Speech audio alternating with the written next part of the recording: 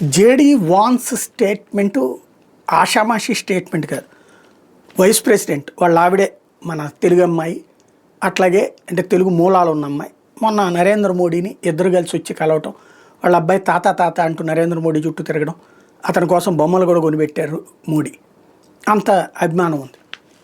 తను vice president. ఇప్పుడు అమెరికాలో ప్రెసిడెంట్ అవ్వాలి అంటే కీలకమైన పరిస్థితులు రావాలి. ఓ ప్రళయం లాంటి పరిస్థితులు అంటే అధ్యక్షుడు పని చెయ్యలేనప్పుడు, అధ్యక్షుడి మనస్థిమితం పని చెయ్యనప్పుడు, అధ్యక్షుడు సరైన నిర్ణయాలు తీసుకోలేనప్పుడు, లేదా అనారోగ్యంతో సిక్ అయిపోయినప్పుడు అప్పుడు వైస్ ప్రెసిడెంట్ చేయొచ్చు. మొన్న ఎలక్షన్స్ ముందు వాస్తవం కమలా హ్యారిస్ అదే గది చేసింది. బైడెన్ని పక్కన పెట్టేసి ఇన్ఛార్జ్ అధ్యక్షురాలుగా ఆవిడే ఉంది, కాకపోతే ప్రమాణం చేయనీయలేదు అంతే.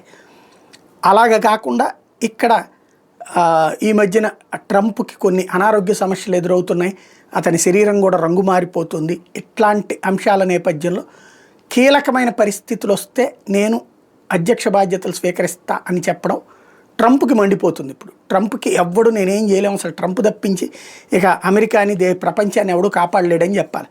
అట్లా చెప్పనప్పుడు మండిపోతూ ఉంటుంది. మరి ఏం జరుగుద్దో భవిష్యత్తులో ఈ పరిణామాలు చూడాల్సి ఉంది.